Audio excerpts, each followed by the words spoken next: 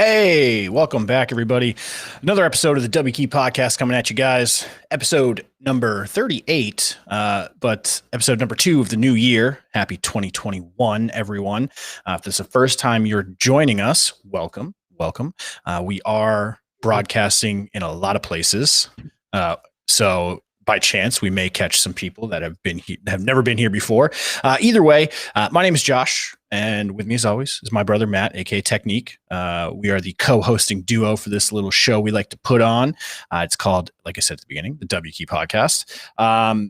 We just like to, basically give you guys a rundown of things that are happening in the gaming and streaming world from the point of view of two average Joe Schmoes who really just love playing video games and don't really have much connection to the industry as a whole. So that's what we're here for.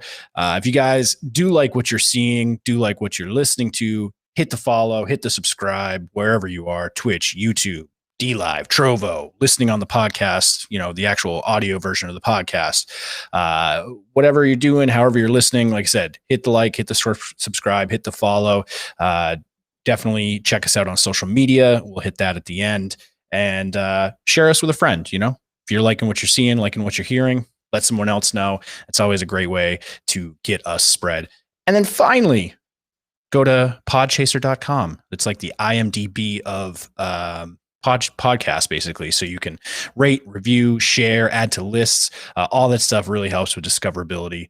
We'd really appreciate it. So without further ado, we're going to go and jump in. Let's do it. To the episode. I just realized, though, however, I didn't do it this week in gaming. So I had been doing it pretty good for like 4 or 5 episodes. Week is, though. I know. Yeah. So unfortunately, if you guys have been sticking with us for a while, you may have gotten used to the This Week in Gaming part. I botched that this time. That's on me. I'll take the L for that.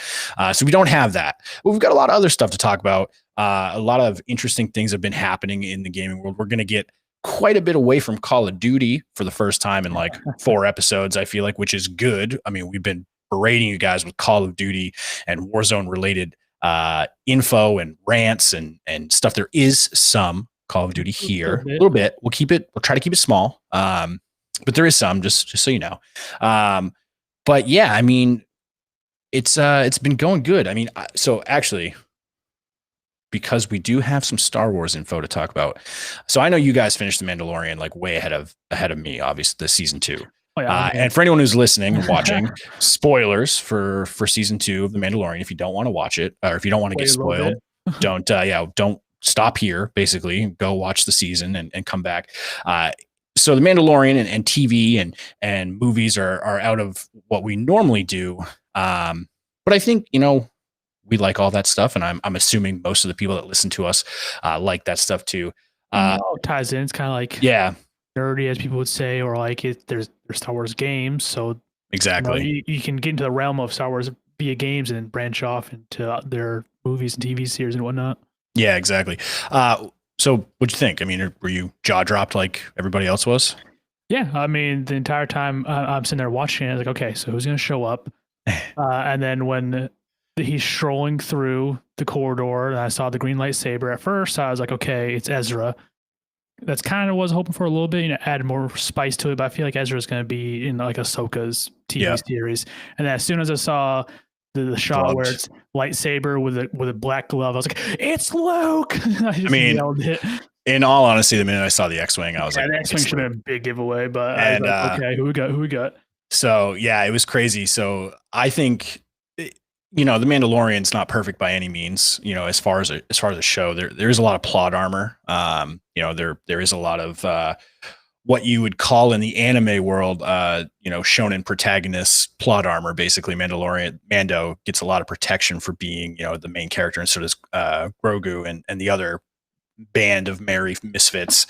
But nonetheless, they've done a good job, I would say. They did a good job of kind of bringing the essence of Star Wars back from the abysmal trilogy that has most recently happened. And apparently, fantastic. And apparently they didn't let Kathleen Kennedy or like anybody else know that they were going to use Luke in the last episode, because like she's I don't want to say this with a matter of fact statement, but based on a lot of things I've seen and a lot of things I've read or watched, she's very hell bent on destroying like the Skywalker legacy and destroying Luke and usurping it with, you know, the Force is female. And I don't have no problem with powerful female Jedis. Ahsoka's badass, like, you know what I mean? Like, but like over there somewhere, right there she is. Yeah. But the way that they went about it in the sequel trilogy just wasn't the right way. Either way, I'll get off that. I thought it was great. And I watched a video of them overlaying the Darth Vader scene from Rogue One and the Luke scene. And I was like, man, this is fucking, they did it. They did him justice. They brought back the Luke that everyone wanted to see, that basically the sequel trilogy killed off. And I thought that was fantastic. The strongest Jedi and the chosen one. And like, I feel like they did a good job as with him as they did with Vader. Like Vader was supposed to be just super powerful tyrant, but like I feel like you didn't get to see it too much in the original 3, and then Rogue One, like, all right, let's have him. They gave you in this one scene. Rogue One. Yeah, then like, okay, let's do the same thing for Luke. He's really good, but like I feel like we didn't really see too much. All right, let's give him this scene in this show, and just have him go wild on some what they called Dark Troopers or something. Yeah, the Dark Troopers. Yeah. So, and it's interesting, and I don't want to spend too much more, because I think we're both been pretty good agreement that the season was awesome and the ending was great. There's a theory that kind of circulating that because I've been kind of diving into how there's thoughts that they're planning on erasing the sequel trilogy, not like just like sweeping it under the carpet and saying it never happened, but like actually using the Veil of the Force that they showed to us in like Legends and Clone Wars to be a reason or a method of how the Rey trilogy was in an alternate timeline, and it's almost already set up. Like they almost sort of did it. Based on a theory, they would lead you to believe that they've already sort of done it. And the theory is that, Luke, it was stated in the sequel trilogy that Luke's first apprentice was Ben Solo when he was 10 years old. Yep. The whole Grogu situation this is like 15 years before that or so. So the thought is that like the fact that Ahsoka is alive, because in Legends, I think it's Ezra saves her, pulls her out through the veil, and the theory is that the Reyverse was the timeline in which Ezra didn't, and Ahsoka gets killed by Darth Vader, so Ahsoka's dead, because in the flashback in the third movie when she's hearing all the voices, they're all dead Jedis, and you hear Ahsoka's voice. And so the theory goes, they went through and they thought she would have maybe been dead to old age by then. But I don't know. But either way, the theory goes that they basically they planted that seed, with what little oversight with what little power they had in the sequel trilogies, they planted that seed. Then they sort of paid it off when they had full control, when Filoni and Favreau had full control in The Mandalorian. And they sort of paid it off by saying that, Grogu's going to be Luke's first apprentice. Ahsoka's alive. Ahsoka, basically without Ahsoka, Grogu doesn't get to Luke. And they can use Grogu to grow Snoke's. And that's basically the theory, is that his blood was being used to grow Snoke's. Now that the Empire doesn't have him, they can't grow Snoke's. So it's basically the Mando verse is setting up a different timeline in which if they want to, they can explore that timeline and do it more justice.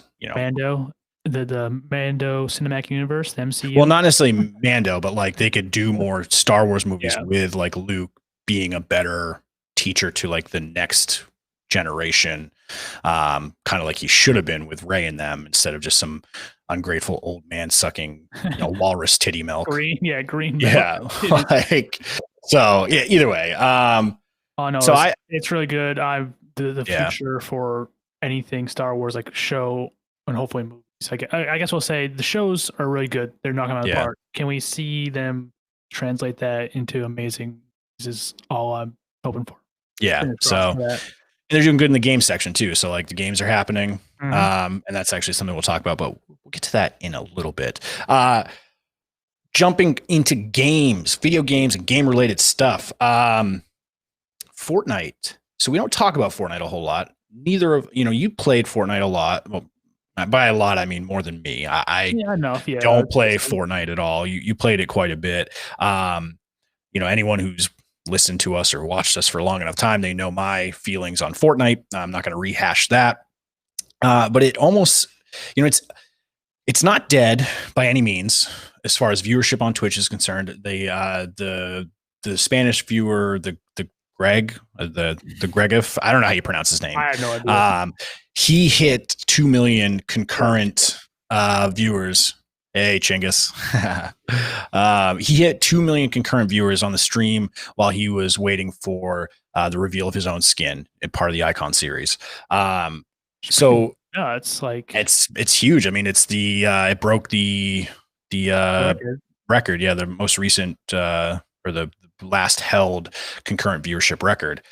So yeah, it was massive. And so the viewership is still there. The content, is still there for Twitch streamers, for YouTubers. Mm-hmm. There's still a following of people that want to watch people play Fortnite, but it almost seems like either Epic is doing it to themselves purposely, or they're reading the tea leaves and they're pulling away from the competitive side of things, because they're really slashing. They've been killing the prize pools for competitive Fortnite the last few years. So just for some numbers for everyone at home, 2019, the prize pools were 30 million combined. So that's not obviously one get-go, but all the prize pools throughout the whole season of competitive, which is a lot. It's so much money. I mean, Booga won that, that big prize of the Fortnite World Cup. That was all part of, that $30 million. 2020, $3 million himself. And then you have 2020, the prize exactly together was $3 million. Yeah.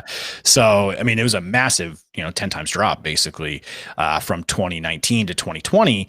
And I couldn't find anywhere the estimated total prize pool. And I probably could have done the math if I knew how many cash cups there were and everything like that. But basically the weekly, or not weekly, but the cash cup, they were weekly, weren't they? Yeah. So the cash cup prize for first place this year in 2021 is going to be 600, opposed to the 3,000 that it was previously. So it's like $600. Yeah, $600. Okay. Gotcha.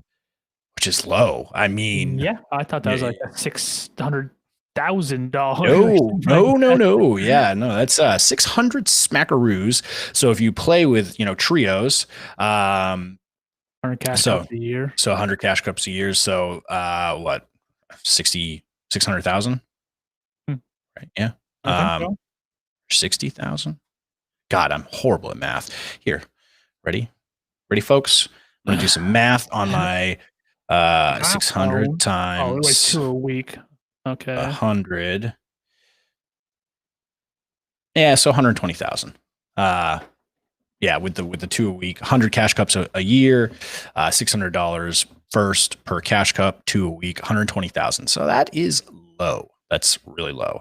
I mean, you think these people who are winning the cash cups, generally they're content creators, streamers, people who are devoting, and so if you're new and up and coming, it's hard to make the rationale, it's hard to rationalize giving up any other sort of full-time job to possibly win $600 a week on a cash cup. If you're playing by yourself, cool, yeah, it's $600 to yourself. But if you're in a team, I mean, I don't think it's 600. And this is again my lack of knowledge as far as Fortnite competitive goes. I don't think it's 600 per person. I think that's a 600 pot for the whole team. And so it's you play with 3 people, it's $200 a piece. That's, you make more than that working part-time,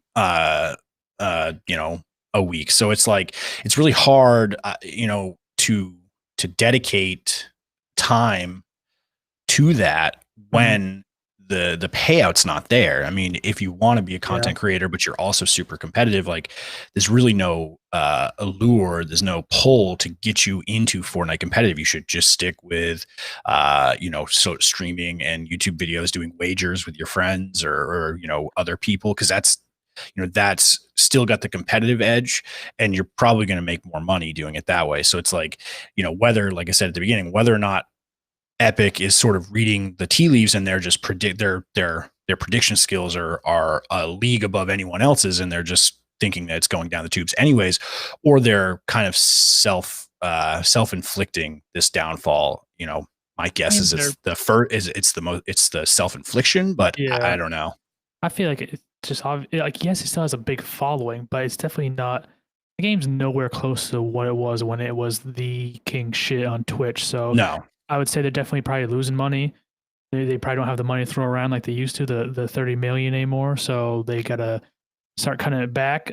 Because I mean, you think about it, all the big content creators that are off it, Ninja's off it. Yeah, all those support creator codes, like cash, they would get through that because people would be there using their codes. Yeah, like Ninja, Tim, Nick, Cypher, Courage, all those guys aren't playing this Myth, game like anymore. even the lower level, Myth's not necessarily lower level, but like No. not necessarily on the same par And I as Ninja. they just got so much money off those people streaming those games, and they're not doing it anymore. So it's just, I don't know. I was talking about this actually a little bit with my chat the other day. I feel like Fortnite itself is turning into, this is kind of what I see. It's not really about winning the game. It's kind of now about bragging, like, yeah, I'm the best editor. I can crank this many 90s. I can do this move, that move. It's like no one really care about winning a game of Fortnite. They just want to get cracked at building and show off building skills.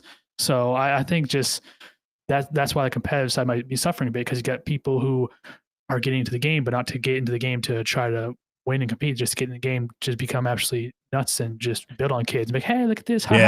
And they have like mediocre shots, and then they have no situational awareness of like what a normal battle royale should require, as far as rotations and positioning. Because I mean, Fortnite, and it's been that way from the get-go. Fortnite's never really had any of that. Like, you never really needed to be in the best position when you were rotating or when you rotated. A lot of what makes battle royales fun and sort of challenging and to me, at least in that regard, I never really got that from Fortnite, because like you could just build a mansion, and that was your own cover, so you could make your own spot. And also, I mean, is Fortnite still off the Apple Store and the Google Store? I don't think so, because I would say even if it isn't, they probably lost a decent amount of money in that little whole spat with Apple and Google. So I just kind of circle back. I think they're still doing plenty fine on Twitch, but I think it's not there.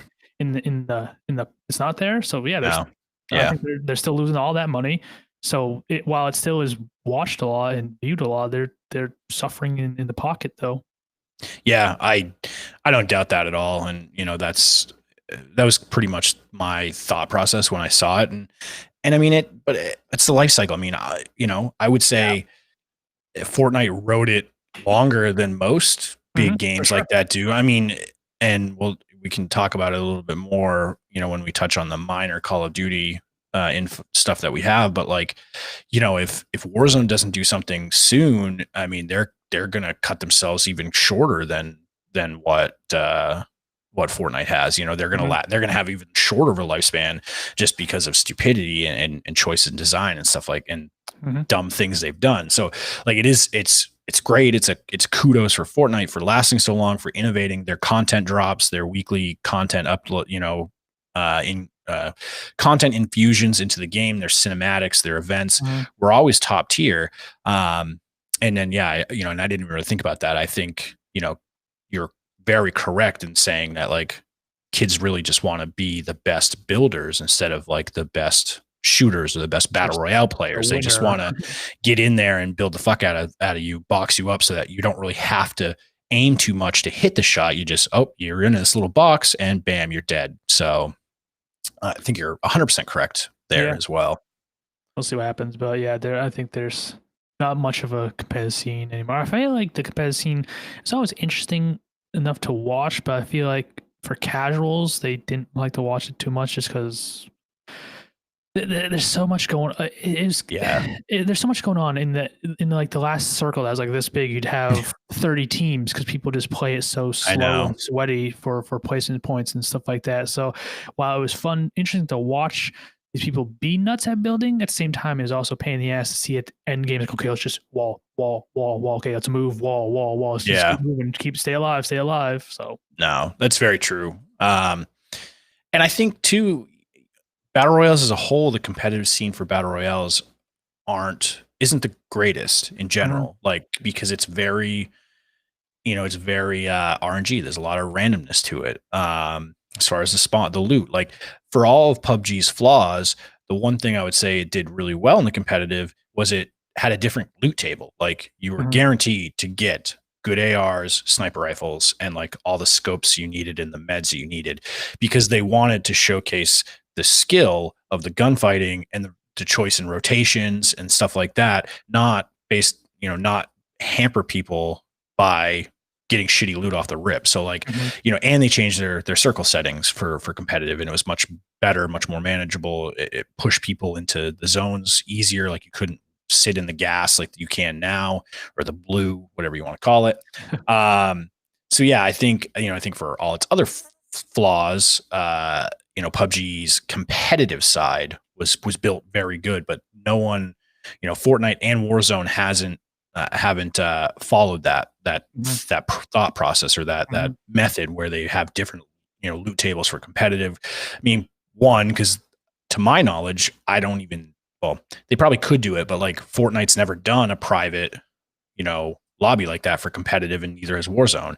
Warzone tried to do it close to the integration, like right after the integration, but it crashed their lobbies. They couldn't get like 140 Twitch streamers, content creators in one lobby to do an actual like fight against each other, not just kill race, because it would crash their servers. So like, PUBG was able to do that. They were able to get, they did kill races, sure, but they also did like actual head-on fights with teams of content creators, and that was good, and that was awesome. And but just the game itself, they didn't put enough into refining the core elements of the game and keeping it fresh. And as we know, PUBG lobbies are now like 90% bots. So, but yeah, so either way, like it's tough because I mean, you look, Overwatch, CS:GO, League of Legends, Dota, like those are the dominant esports. Valorant, to an extent, and Call of Duty, also. But all of those modes are the standard multiplayer, like, facing each other. You're in the same lobby. Yeah. Everything's very set. The parameters are very set. And it's not this RNG mess that is most battle royales. So, yeah. Either way, we'll see. I mean, who knows? Maybe we'll get an infusion from somebody. Maybe some big famous person will save it. Or, I mean, competitive at this rate is just dying. So for Fortnite. So if you're interested in Fortnite competitive, I would say look elsewhere. Probably get out of that sooner rather than later, because you could be left, on the side of the road with a briefcase, being like, oh, what the hell, and they left you in the dust. So, Lucasfilms. So we talked about The Mandalorian at the very beginning of the episode. Obviously, that's the TV show.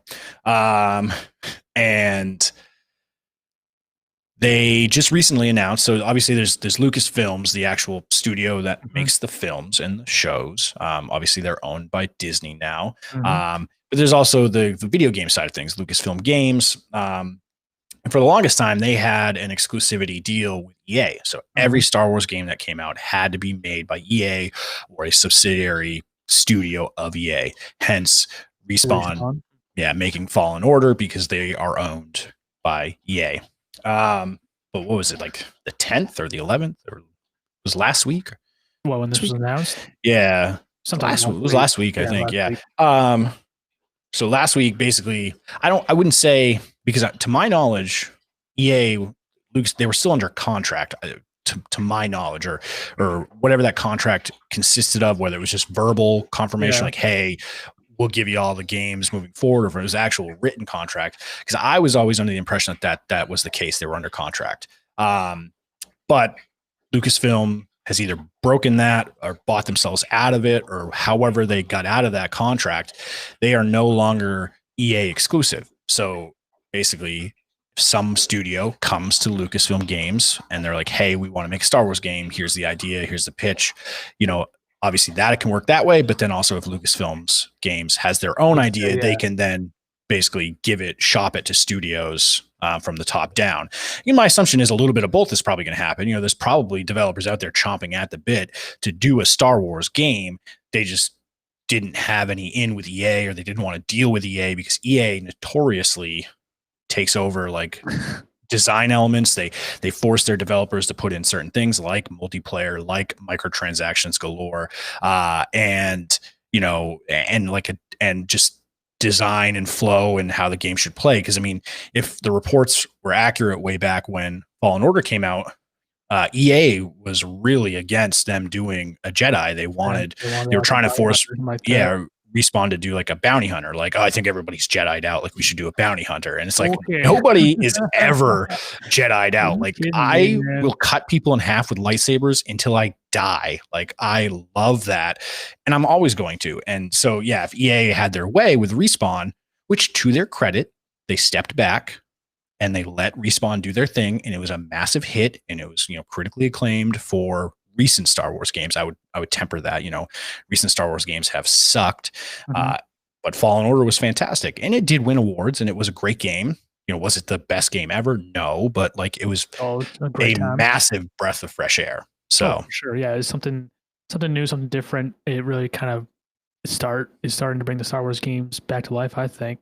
Really looking forward to what they can do. I love how the very first thing they did is announce, hey, we're working on a open world Star Wars game already. And that is like something I've been craving since we keep talking about it, since the Knights of the Old Republic 2, or both 1 and 2 KOTORs, was the last open world Star Wars games I feel like we had. So this is something that I feel like non-MMO. Yes. Yeah, non-MMO. I feel like this is something a lot of fans have been begging for. I mean, I know me and you have. I assume other Star Wars fans and gamers have been begging for the same thing. So the fact that that's what they're announcing as a first game is just, I can't wait. Just sign me up. I'm super excited too. I mean, it's being done, in conjunction with Ubisoft and Massive Entertainment, which is a subsidiary, like a Ubisoft-owned studio. Massive are the ones behind The Division. I think both of them, but definitely 2, I know for sure. I'm just picturing Assassin's Creed, but Star Wars. Yeah, and like, and those games, admittedly so, those games have their own faults. Like The Division 1 was very repetitive and very Destiny 1-esque, Made a lot of friends to have a lot of fun with, I feel like. Yeah. It was okay to do solo, but it was probably with buddies. Exactly. And I've never played The Division 2. I wanted to, but from what I heard, they did much better. They improved upon it. They made elements better, and it wasn't as repetitive and as monotonous as Division 1 was. So like, obviously they heard the feedback, and they adjusted, and they recalibrated their process, and they made some changes. So, there's no massive red flags that stand out with like having Ubisoft, because obviously their recent Assassin's Creed games have been fantastic as well. So like, they've had some bad games in the past for sure. I don't think there's any developer out there that hasn't had some bad games, but they've shown a track record of kind of readjusting to the criticism and fixing it in the next go around. I wonder what they're gonna do for. I was kind of curious of like if they're gonna do a Jedi or maybe try to do like a trooper or like a rebel character. I'd just be interested to see how they go about it with the open world. I wonder if they're gonna do like you can pick a lot of different classes. Like you can pick a soldier, you can pick a Jedi. There's that galaxies. Yeah. Well, I was about to say one cool thing that I feel they could rip from the Old Republic Online is I love the fact that there were whatever class you picked had a completely different main story arc. So you could go through to get the full experience. You have to go through and play every single character to see all those different single player main missions. So if they ripped that idea from the Old Republic Online, that would be great for playability. Because say you play a Jedi, you see the Jedi branch, but then I want to see the trooper. How does the trooper main mission play out? How does the commando main mission play out? So it'd be a great win for playability if they kind of took that idea into the game. And plus, even within the branch, there were usually different specialties, and you could that type of game, you can build your character so many different ways within the same style within the same like character path that you already played. So you could play a Jedi.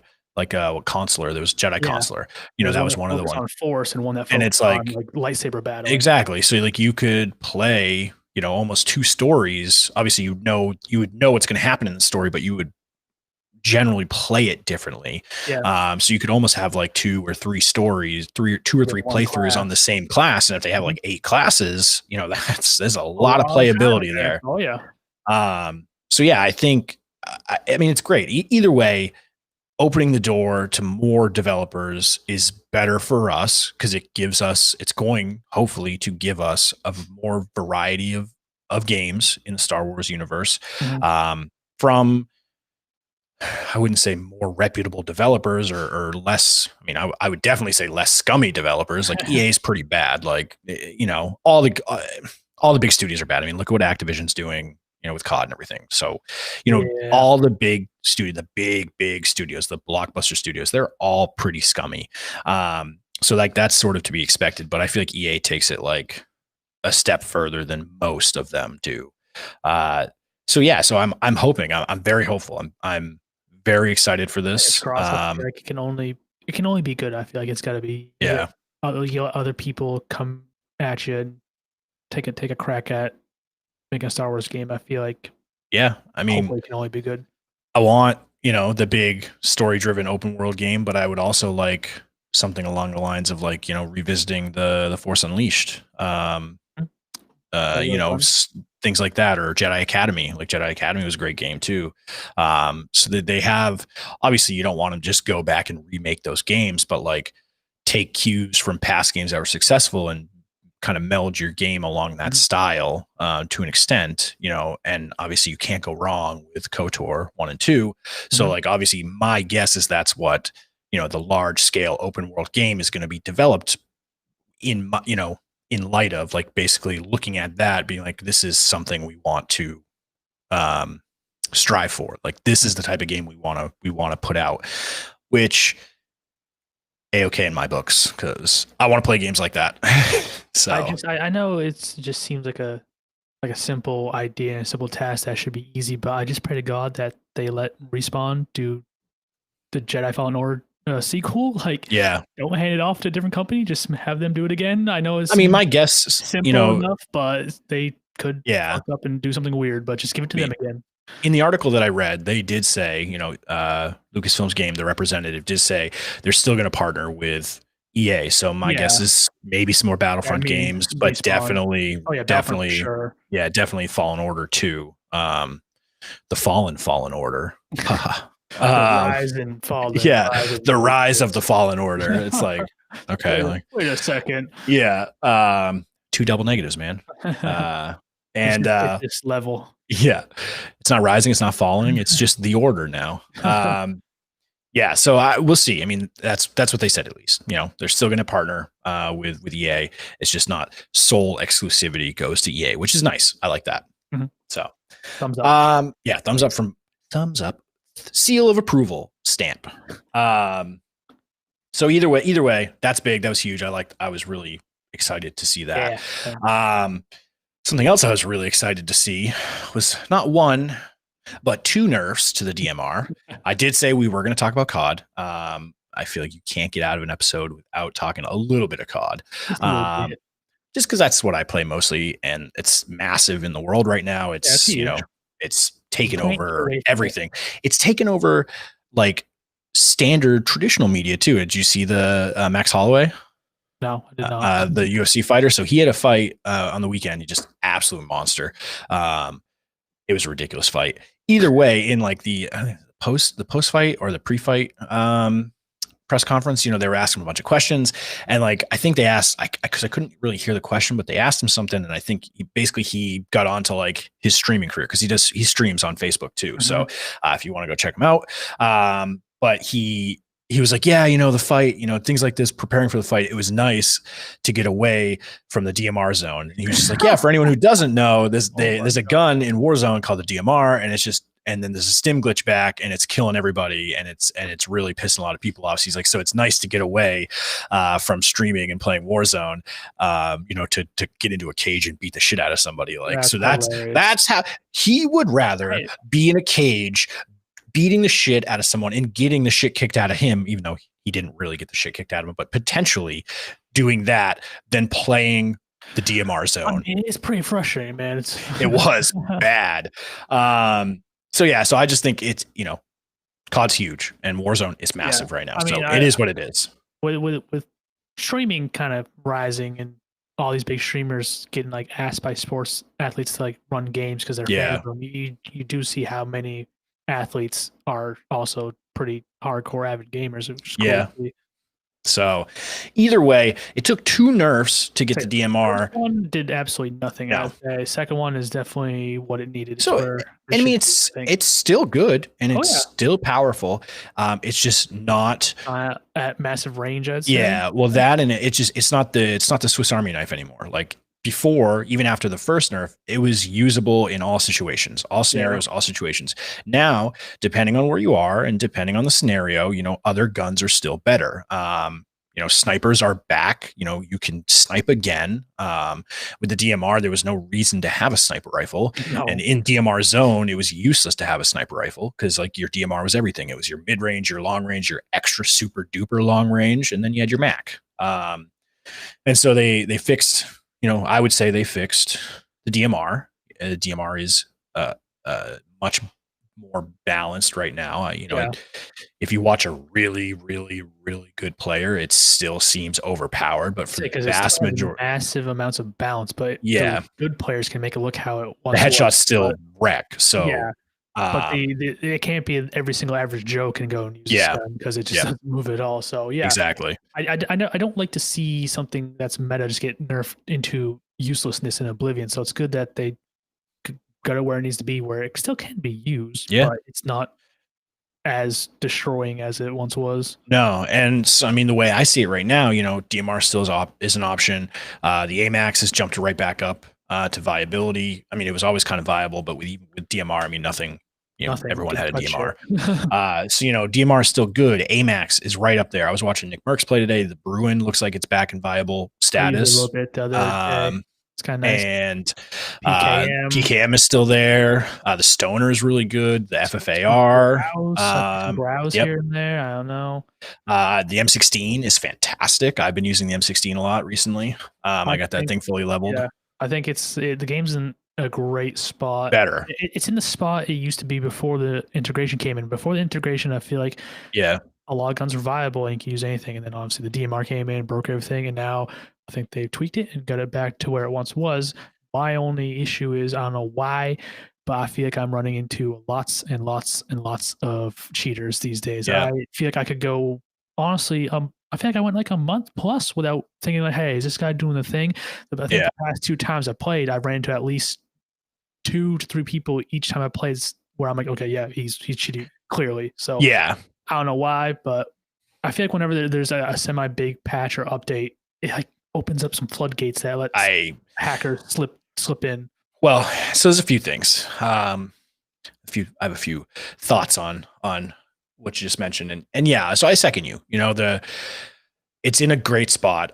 There's still some weird jankiness with like spawning of plates and money. Like there's still they still haven't gotten that fully down where like every game you're always going to have a decent amount of plates and a decent amount of money. It's usually one or the other, which is an issue. Like obviously you don't want everyone to be able to heal in an instant all the time with just thousands of plates laying around. But like the way this game is built is meant for, those kind of rapid engagements, repeat, down, push. So it's like, you're meant to heal a few times in most battles, and you kill one team off. There's generally another team right there behind you to face you again. So like you kind of need to have that utility, but like that healing factor essentially.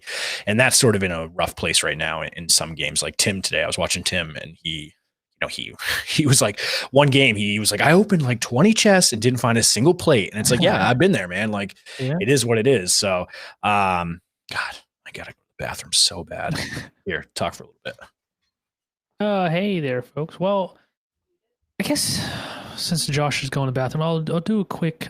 We got our hands on our PS5, so this came in early. We ordered it, and they said it wasn't going to be here till like February 2nd to the 4th. It got delivered on the 16th, so 2 days ago, which was a great surprise, a nice thing to find out happening. Yep, PS5. So we can finally give you a review on the PS5. We've been talking about how it looks like it's going to be an amazing piece of hardware. Both next gen consoles are good under the hood, this or that. But I can definitely for sure tell you now because I've used it. PS5 is freaking amazing, wicked fast. Games look amazing. The best part, I think, the controller, the new controller they made is so nice. It feels so good in the hands. The sticks are really good. It has a bunch of features. It has a built-in mic with a button. You can click to mute it. You can hold it to mute the audio coming on the TV.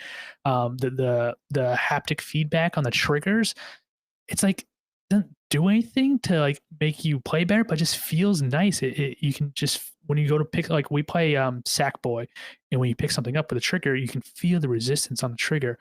And it's nothing groundbreaking, but it's just kind of a nice little addition to have when you're playing a game. It's just really cool.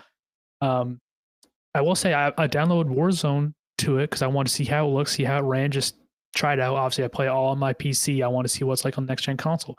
I would honestly say Warzone on the PS5 felt like playing a Warzone on my 1070 graphics card at 1080p. It seemed really clean, seemed really nice, really fluid as far as like refresh rate probably is going on.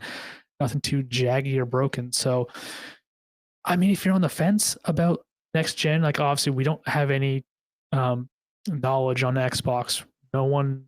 I know people who own them. Like I said, I haven't really asked them about it, but I don't have one. My brother doesn't have one, so we can't go off of usage for that. But talking from PS5, this is worth the money. I know it's hard to find them in this day and age. I would say I got lucky when we got ours, but if you have the chance at one, I would say pull the trigger because this thing is definitely, I know we talked about it. We've said these consoles seems like they're closing the gap between console and PC gaming.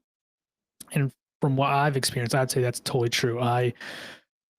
Especially at 1080p, like I have a 3070 and I play Warzone at like 1440p because I got a 1440p monitor. So it's like graphics are a little bit better looking because it's better resolution. But if I was to be playing on 1080p, I would definitely say this thing is comparable to gaming at 1080p. It on a PC. So if you're looking to kind of get closer to computer master race stats and numbers, but don't want to, because it's probably more expensive to build a computer, I'd say, but you don't want to spend the money on a computer or build one yourself, just go with one of these next gen consoles because they will have you covered. It's amazing. It's tons of fun, looks great, and I can't wait to keep playing it. That's all I can say. Yeah, I mean, it's a good time. Good time had by all. Yeah, I figured it would be. Obviously had you in my ear the whole time. Yeah, Warzone, so honestly, like I said, Warzone, it like feels like I'm surprised. GTX. Yeah. It looks really good. But that is.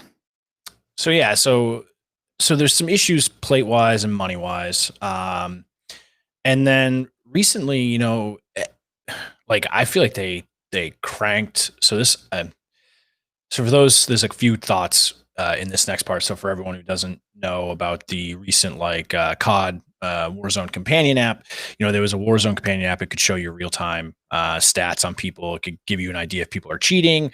You could see their, you know, the level of the lobby and the skill of the lobby, so you could lobby shop if you wanted to. Activision, instead of like addressing that and being like, yeah, hey man, like, you know, this is everything, you know, basically, because the more of that stuff that's available through the API, the more of those stats, if people had the time or wanted to take the time, they could essentially nail down with a pretty good sense of completion, like how SBMM actually works and the things that affect it and the things that don't affect it and how to kind of, you know, overturn it or get away from it. And they don't want that happening. So instead of like, you know, instead of being a little more forthcoming, they kind of took the stingy way out or the slimy way out. And they secretly made everyone's accounts private. So you have to actually go into your Activision account, change like the sharing for stats to everything. You have to do that yourself. Not many people are probably going to do that. So it makes the things like the SBMMWarzone.com site and the Warzone companion app sort of useless now. And you know, that's one, they're saying, hey, you know, we don't care. We don't want you to see these things. We're going to guard skill-based matchmaking with our lives. And two, like, you know, it was a great tool for seeing about hackers. And they're basically saying they don't give a shit about hackers. Like, they don't want you to know that they're hackers because they know that there's a ton of hackers. They don't want to, instead of spending the money to put an anti-cheat in or any of that stuff, they don't want to do those things. They are just going to say, nope, making everybody's private. Look at that. You can't see any more stats. You don't know if people are cheating. So no one's cheating, right? Like, if you don't know, no one's cheating.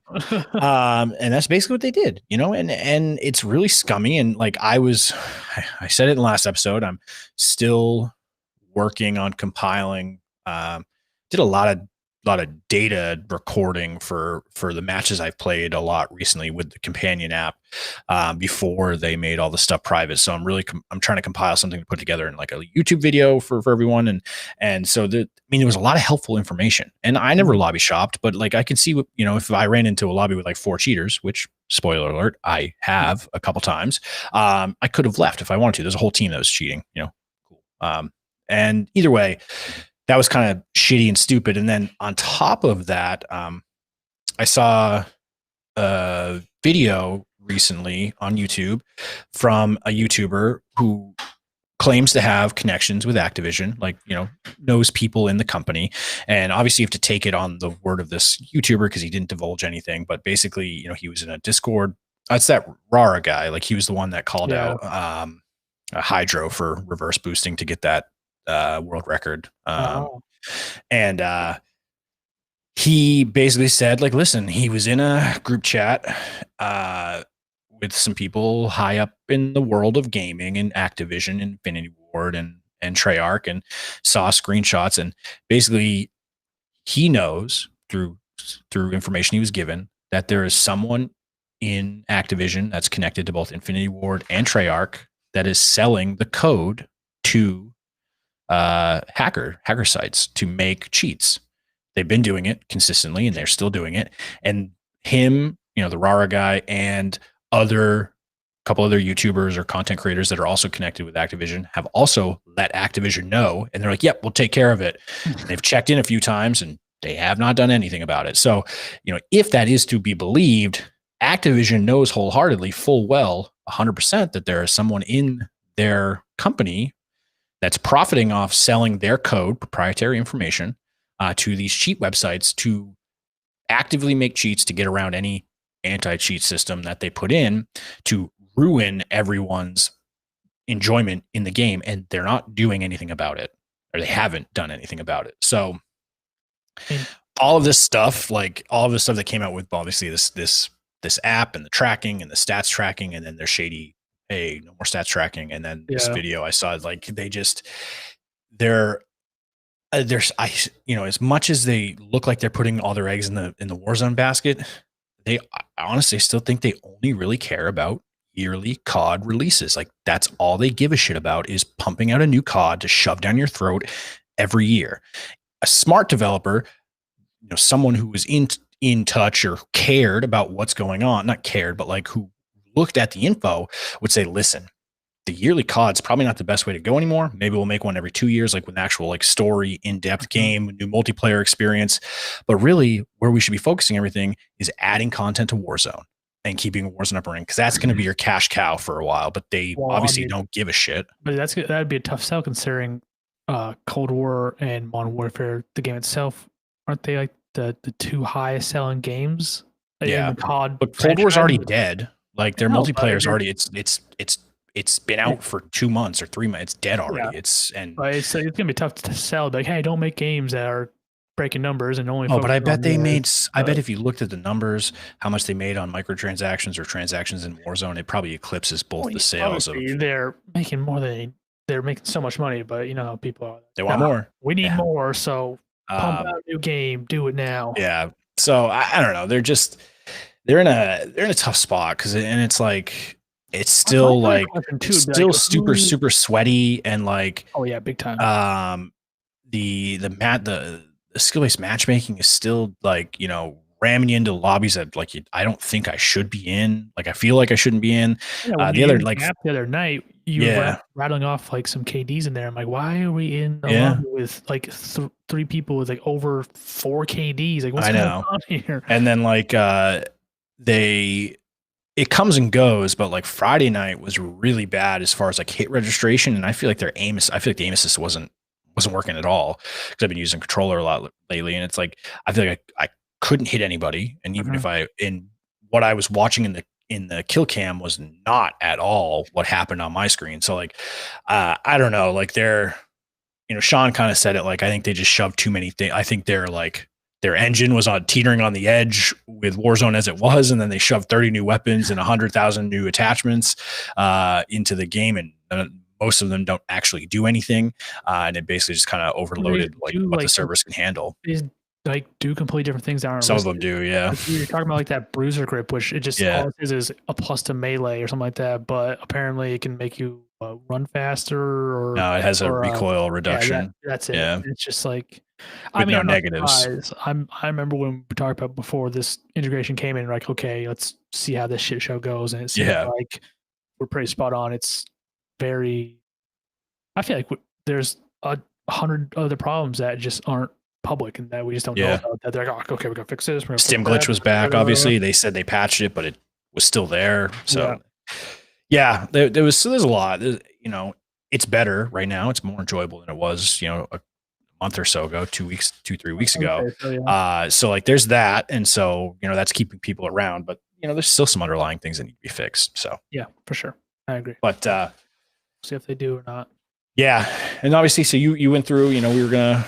Matt talked about the PS5 and his experience, obviously. So everything looks, sounding good, basically. High praise, obviously. Yeah, I mean, the graphics are really good. Like I said, the controller is probably one of the best things out. It's so nice. It feels so nice. A lot of hidden features in there that make you say, wow, that's pretty cool. Didn't know I needed that, but I like it. But yeah, PS5 is as good as we thought it would be. I know, I think both me and you were saying it looks like it could be fantastic, and I think it is. I think it's amazing.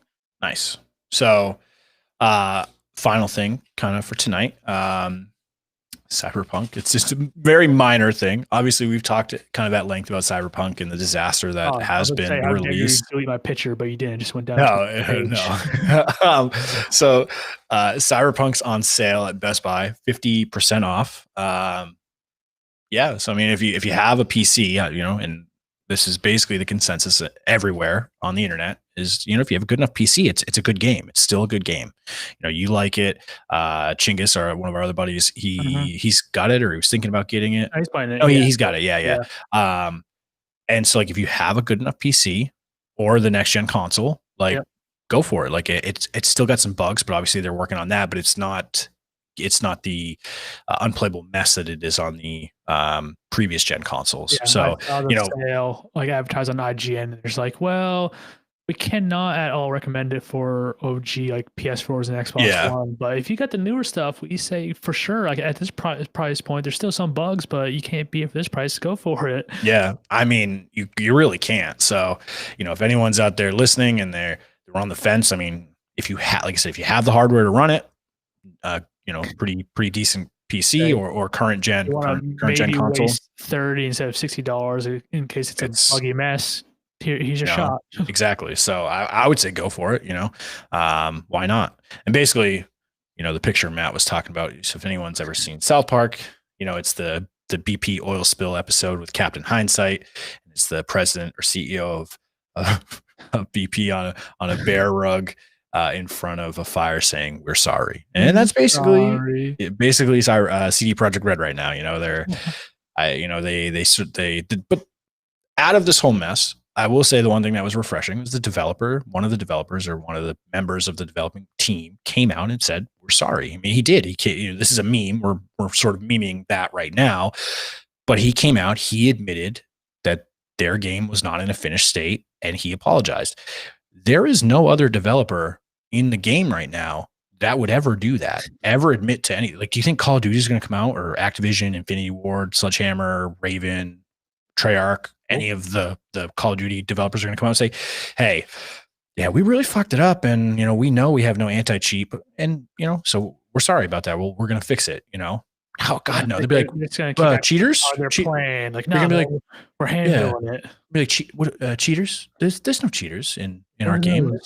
How does that happen? How does one cheat in our game? Who are cheaters? What do they do? We don't have those in our Call of Duty game.